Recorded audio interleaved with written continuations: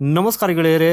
ಈ ಅಮೆರಿಕಾದಲ್ಲಿ ಭಾರತ ವಿರೋಧಿ ಬಿಲ್ಲೊಂದು ಕಳೆದ ಹಲವು ತಿಂಗಳುಗಳಿಂದ ಅರ್ಧಂಬರ್ಧವಾಗಿ ಬಿದ್ದಿತ್ತು. ಆದರೆ ಈಗ ಡೊನಾಲ್ಡ್ ಟ್ರಂಪ್ ಅವರು ಈ ಬಿಲ್ ಅನ್ನ ಅಮೆರಿಕಾದ ಸಂಸತ್ತಿನಲ್ಲಿ ಮಂಡಿಸುವುದಕ್ಕಾಗಿ ಅನುಮತಿ ನೀಡಿದ್ದಾರೆ.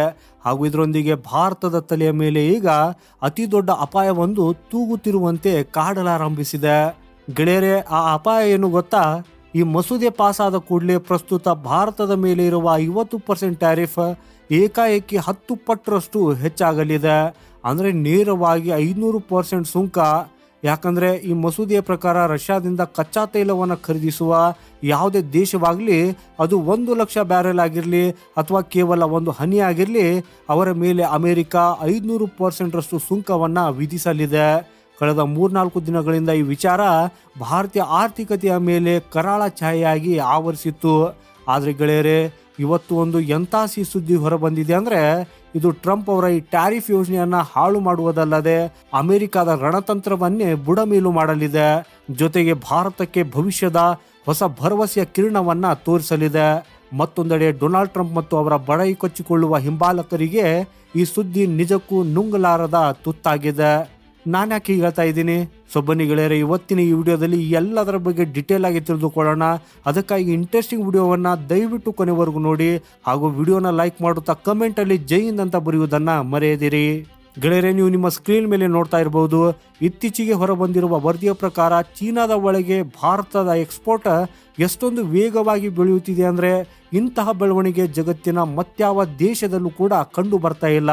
ಹೌದು, ಪ್ರಪಂಚದಾದ್ಯಂತ ಆರ್ಥಿಕ ಪರಿಸ್ಥಿತಿ ಹದಗೆಟ್ಟಿದ್ರೂ ಚೀನಾದಲ್ಲಿ ಭಾರತದ ರಫ್ತು ಬರೋಬ್ಬರಿ 33% ಹೆಚ್ಚಾಗಿದೆ. ಇದಷ್ಟೇ ಅಲ್ಲ, ಈ ಅವಧಿಯಲ್ಲಿ ಭಾರತವು ಸುಮಾರು $12 ಬಿಲಿಯನ್ ಹೆಚ್ಚಿನ ಮೌಲ್ಯದ ಸರಕುಗಳನ್ನು ಚೀನಾ ಮಾರುಕಟ್ಟೆಯಲ್ಲಿ ಮಾರಾಟ ಮಾಡಿದೆ. ಹಾಗೂ ಇಲ್ಲಿ ಅತ್ಯಂತ ಮುಖ್ಯವಾದ ವಿಷಯವೇನೆಂದರೆ, ಈ ರಫ್ತು ಇಲ್ಲಿಗೆ ನಿಲ್ಲುವುದಿಲ್ಲ. ಇದು ಇನ್ನು ಮುಂದೆ ಮತ್ತಷ್ಟು ಹೆಚ್ಚಾಗಲಿದೆ. ಹಾಗೆಯೇ ನೀವು ಹೇಳ್ಬೋದು, ಇದು ಹೇಗೆ ಸಾಧ್ಯ ಅಂತ. ಸೊ ಗೆಳೆಯರೆ, ಇದಕ್ಕೆ ಕಾರಣ ಇಷ್ಟೇ. ನಾವು ಈ ಚೀನಾಗೆ ಯಾವ ವಸ್ತುಗಳನ್ನು ಮಾರಾಟ ಮಾಡುತ್ತಿದ್ದೇವೆಯೋ ಆ ವಸ್ತುಗಳನ್ನು ಚೀನಾ ಸ್ವತಃ ತಯಾರಿಸುವುದಕ್ಕೆ ಸಾಧ್ಯವಿಲ್ಲ. ಅವರು ಎಷ್ಟೇ ಪ್ರಯತ್ನಿಸಿದರೂ ಅದನ್ನು ಉತ್ಪಾದಿಸುವುದಕ್ಕೆ ಆಗುವುದೇ ಇಲ್ಲ. ಹಾಗಾಗಿ ಅವರಿಗೆ ಭಾರತದಿಂದ ಇಂಪೋರ್ಟ್ ಮಾಡಿಕೊಳ್ಳಬೇಕಾದ ಅನಿವಾರ್ಯತೆ ಇದೆ. ಹಾಗಾದರೆ ಚೀನಾಗೆ ತಯಾರಿಸುವುದಕ್ಕೆ ಸಾಧ್ಯವಾಗದ ಆ ವಸ್ತು ಯಾವುದು? ಗೆಳೆಯರೆ, ಇದಕ್ಕೆ ಉತ್ತರವೇ ಸೀ ಫುಡ್. ಹೌದು, ಭಾರತದಿಂದ ಚೀನಾಗೆ ಹೋಗ್ತಾ ಇರುವ ಮೀನು, ಸಿಗಡಿ ಮುಂತಾದ ಸಮುದ್ರಾಹಾರಗಳಿಗೆ ಚೀನಾ ಮಾರುಕಟ್ಟೆಯನ್ನು ಮುಕ್ತಗೊಳಿಸಿದ ನಂತರ ಅದರ ರಫ್ತು ಬೆಳವಣಿಗೆ ಬರೋಬ್ಬರಿ 1200% ಆಗಿದೆ. ಹೌದು, ನೀವು ಕೇಳ್ತಾ ಇರುವುದು ನಿಜ. 1200% ವೇಗದಲ್ಲಿ ಚೀನಾದಲ್ಲಿ ಭಾರತದ ಸೀ ಫುಡ್ ರಫ್ತು ಬೆಳೆಯುತ್ತಿದೆ. ಹಾಗೆಯೇ ಚೀನಾಗೆ ಇದರ ಅವಶ್ಯಕತೆಯೂ ಕೂಡ ಇನ್ನೂ ಹೆಚ್ಚಾಗಲಿದೆ. ಯಾಕಂದರೆ ಚೀನಾದಲ್ಲಿ ಬೃಹತ್ ಜನಸಂಖ್ಯೆ ಇದೆ ಮತ್ತು ಈಗ ಅಲ್ಲಿನ ಜನರ ಬಳಿಯೂ ಕೂಡ ಹಣವೂ ಇದೆ. ಕೆಲ ವರ್ಷಗಳ ಹಿಂದೆ ಅವರಿಗೆ ಸೀ ಫುಡ್ ಒಂದು ಲಕ್ಸರಿಯಸ್ ಆಗಿತ್ತು. ಆದರೆ ಈಗ ಅವರು ಅದನ್ನು ಹೆಚ್ಚು ಇಷ್ಟಪಟ್ಟು ತಿನ್ನುತ್ತಿದ್ದಾರೆ. ಹೀಗಾಗಿ ಅಲ್ಲಿನ ಬೇಡಿಕೆ ಹೆಚ್ಚಾಗುತ್ತಿದ್ದು, ಅಲ್ಲಿನ ಸ್ಥಳೀಯ ಮೀನುಗಾರರು ಅಥವಾ ಫಿಶರಿ ಇಂಡಸ್ಟ್ರಿಗೆ ತಮ್ಮ ಜನರಿಗೆ ಬೇಕಾದಷ್ಟು ಪೂರೈಕೆ ಮಾಡುವುದಕ್ಕಾಗಿ ಸಾಧ್ಯವಾಗ್ತಾ ಇಲ್ಲ. ಆದ್ದರಿಂದ ಭಾರತದಿಂದ ಆಮದು ಮಾಡಿಕೊಳ್ಳುವುದು ಅವರ ಮಜಬೂರಿಯಾಗಿದೆ. ಮುಂಬರುವ ದಿನಗಳಲ್ಲಿ ಇದು ಇನ್ನೂ ವೇಗವಾಗಿ ಬೆಳೆಯಲಿದೆ. ಹಾಗಾಗಿ ಚೀನಾಗೆ ಭಾರತದ ರಫ್ತಿನಲ್ಲಿ ಈ ಸೀ ಫುಡ್ ಉದ್ಯಮ ಪ್ರಮುಖ ಪಾತ್ರ ವಹಿಸಲಿದೆ. ಇದರ ಹೊರತಾಗಿ ಚೀನಾದಲ್ಲಿ ಭಾರತದ ರಫ್ತನ್ನು ಹೆಚ್ಚಿಸುತ್ತಿರುವ ಮತ್ತೊಂದು ಉದ್ಯಮವೆಂದರೆ ಸರ್ಕ್ಯೂಟ್ ಇಂಡಸ್ಟ್ರಿ. ಗೆಳೆಯರೆ, ಸರ್ಕ್ಯೂಟ್ ಬೋರ್ಡ್ ಎನ್ನುವುದು ಇಲೆಕ್ಟ್ರಾನಿಕ್ಸ್ ವಲಯದ ಅತಿ ಮುಖ್ಯ ಭಾಗವಾಗಿದ್ದು, ಇದಕ್ಕಾಗಿ ಚೀನಾ ಭಾರತದ ಮೇಲೆ ಹೆಚ್ಚು ಅವಲಂಬಿತವಾಗಿದೆ. ಕಳೆದ ಕೆಲವು ತಿಂಗಳುಗಳಲ್ಲಿ ಚೀನಾ ವ್ಯಾಪಾರಿಗಳು ಭಾರತದಿಂದ $1 ಬಿಲಿಯನ್ ಹೆಚ್ಚು ಮೌಲ್ಯದ ಸರ್ಕ್ಯೂಟ್ ಬೋರ್ಡ್ಗಳನ್ನು ಖರೀದಿಸಿದ್ದಾರೆ ಅಂತ ನೀವು ಕೇಳಿದರೆ ಆಶ್ಚರ್ಯ ಪಡ್ತೀರಿ. ಗೆಳೆಯರೆ, ಇಲ್ಲಿ ಸರ್ಕ್ಯೂಟ್ ಬೋರ್ಡ್ ಅಷ್ಟೇ ಅಲ್ಲದೆ ಅದಕ್ಕೆ ಸಂಬಂಧಿಸಿದ ಇತರ ಎಲೆಕ್ಟ್ರಾನಿಕ್ ಉಪಕರಣಗಳನ್ನು ಕೂಡ ನಾವು ರಫ್ತು ಮಾಡ್ತಾ ಇದ್ದೇವೆ. ಇದಷ್ಟೇ ಅಲ್ಲದೆ ಇನ್ನೂ ಅನೇಕ ವಸ್ತುಗಳಿವೆ.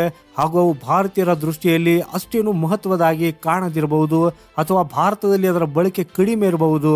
ಆದರೆ ಚೀನಾದಲ್ಲಿ ಇವುಗಳಿಗೆ ಸಿಕ್ಕಾಪಟ್ಟೆ ಡಿಮಾಂಡ್ ಇದೆ. ಸೊ ಭಾರತ ಸರ್ಕಾರ ಅಂತಹ ಉತ್ಪನ್ನಗಳನ್ನು ಗುರುತಿಸಿ ರಫ್ತುದಾರರಿಗೆ ಇನ್ಸೆಂಟಿವ್ ನೀಡ್ತಾ ಇದೆ. ಅಮೆರಿಕದ ಟ್ಯಾರಿಫ್ಗಳಿಂದ ಆಗುವ ನಷ್ಟವನ್ನು ಚೀನಾ ಮಾರುಕಟ್ಟೆಯ ಮೂಲಕ ಸರಿದೂಗಿಸುವುದು ಇದರ ಉದ್ದೇಶವಾಗಿದೆ.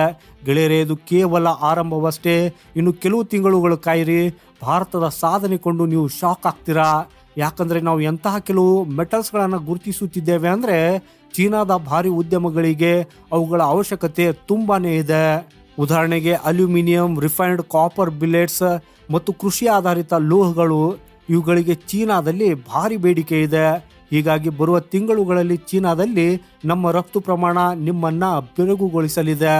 ಆದರೆ ನಿಮ್ಮ ಮನಸ್ಸಿನಲ್ಲಿ ಒಂದು ಪ್ರಶ್ನೆ ಹೇಳ್ಬಹುದು, ಚೀನಾ ಯಾರಿಗೂ ಒಳ್ಳೆಯದನ್ನ ಬಯಸುವ ದೇಶವಲ್ಲ, ಹಾಗಿದ್ರೂ ಭಾರತಕ್ಕೆ ತನ್ನ ಮಾರುಕಟ್ಟೆಯನ್ನ ಯಾಕೆ ತಿರುಯುತ್ತಿದೆ? ಇದಕ್ಕೆ ಪ್ರತಿಯಾಗಿ ನಾವು ಏನಾದರೂ ಕೊಟ್ಟಿರಬೇಕಲ್ಲವೇ? ಗೆಳೆಯರೆ, ನೀವು ಹೀಗೆ ಯೋಚಿಸುತ್ತಿದ್ರೆ ನೀವೊಬ್ಬ ಬುದ್ಧಿವಂತ ಭಾರತೀಯ ಪ್ರಜೆ. ಹೌದು, ವ್ಯಾಪಾರ ನಡೆಯುವುದೇ ಹೀಗೆ. ಆಕ್ಚುಲ್ ಆಗಿ ಇದಕ್ಕೆ ಪ್ರತಿಯಾಗಿ ನಾವು ಚೀನಾಗೆ ಕೆಲವು ನಿರ್ಬಂಧಗಳಿಂದ ವಿನಾಯಿತಿಯನ್ನ ನೀಡ್ತಾ ಇದ್ದೇವೆ. ಅದು ಎಂಥ ವಿನಾಯಿತಿ ಅಂದರೆ, 2020ರಲ್ಲಿ ಗಲ್ವಾನ್ ಕಣಿವೆ ಹಿಂಸಾಚಾರದ ನಂತರ ಭಾರತದ ಯಾವುದೇ ಸರ್ಕಾರಿ ಕಾಂಟ್ರಾಕ್ಟ್ಸ್ ಚೀನಾ ಕಂಪ್ನಿಗಳು ಭಾಗವಹಿಸಿದಂತೆ ನಾವು ಬ್ಯಾನ್ ಮಾಡಿದ್ದೆವು. ಆದರೆ ಈಗ ಭಾರತದ ಹಣಕಾಸು ಸಚಿವಾಲಯ ಈ ಬ್ಯಾನ್ ಅಥವಾ ನಿಷೇಧದಲ್ಲಿ ಕೆಲವು ಸಡಿಲಿಕೆ ನೀಡಲು ಚರ್ಚಿಸುತ್ತಿದೆ. ಹಾಗೂ ಇದರ ಅನ್ವಯ ಕೆಲವು ಸರ್ಕಾರಿ ಕಾಂಟ್ರಾಕ್ಟ್ಗಳು, ಸೇತುವೆ ನಿರ್ಮಾಣ, ರಸ್ತೆ ನಿರ್ಮಾಣ ಅಥವಾ ದೊಡ್ಡ ಇನ್ಫ್ರಾಸ್ಟ್ರಕ್ಚರ್ ಪ್ರಾಜೆಕ್ಟ್ಗಳಲ್ಲಿ ಚೀನಿ ಕಂಪನಿಗಳಿಗೆ ಸ್ಪರ್ಧಿಸುವುದಕ್ಕಾಗಿ ನಾವು ಅವಕಾಶ ನೀಡಲಿದ್ದೇವೆ. ಹಾಗೂ ಚೀನಾಗೆ ಇದೇ ಬೇಕಾಗಿದೆ. ಯಾಕಂದ್ರೆ ಕಳೆದ 3-4 ವರ್ಷಗಳಲ್ಲಿ ರಿಯಲ್ ಎಸ್ಟೇಟ್ ಸಮಸ್ಯೆಯಿಂದಾಗಿ ಚೀನಾದ ಕನ್ಸ್ಟ್ರಕ್ಷನ್ ಉದ್ಯಮ ಸಂಪೂರ್ಣವಾಗಿ ನಾಶವಾಗಿದೆ. ಪ್ರಪಂಚದಾದ್ಯಂತ ಅವರಿಗೆ ಹೊಸ ಕಾಂಟ್ರಾಕ್ಟ್ಗಳು ಸಿಗ್ತಾ ಇಲ್ಲ. ಸೊ ಇದರಿಂದಾಗಿ ಚೀನಾದ ದೊಡ್ಡ ದೊಡ್ಡ ಕಂಪ್ನಿಗಳು ದಿವಾಳಿ ಆಗ್ತಾ ಇವೆ. ಗೆಳೆಯರೆ, ಭಾರತ ಒಂದು ಬೃಹತ್ ಮಾರುಕಟ್ಟೆಯಾಗಿದ್ದು ಇಲ್ಲಿ ವೇಗವಾಗಿ ಇನ್ಫ್ರಾಸ್ಟ್ರಕ್ಚರ್ ಅಭಿವೃದ್ಧಿ ಆಗ್ತಾ ಇದೆ. ಹಾಗೂ ಇಲ್ಲಿ ಅವರಿಗೆ ಕೋಟ್ಯಾಂತರ ಡಾಲರ್ ಮೌಲ್ಯದ ಕಾಂಟ್ರಾಕ್ಟ್ ಸಿಕ್ಕರೆ ಅವರ ಕಂಪ್ನಿಗಳಿಗೆ ಜೀವದಾನ ಸಿಕ್ಕಂತಾಗ್ತದೆ. ಅಂದ್ರೆ ಚೀನಾ ನಮಗೆ ಮಾರುಕಟ್ಟೆ ಕೊಡ್ತಾ ಇದೆ, ನಾವು ಅವರಿಗೆ ಕಾಂಟ್ರಾಕ್ಟ್ ಅನ್ನ ಕೊಡ್ತಾ ಇದ್ದೇವೆ. ಇದರಿಂದ ಇಬ್ಬರಿಗೂ ಕೂಡ ಲಾಭವೇ. ಟ್ರಂಪ್ ಸೃಷ್ಟಿಸಿರುವ ಈ ಆರ್ಥಿಕ ಬಿಕ್ಕಟ್ಟಿನ ಸಮಯದಲ್ಲಿ ಭಾರತ ಮತ್ತು ಚೀನಾ ಕಟ್ಟ ಶತ್ರುಗಳಾಗಿದ್ರು.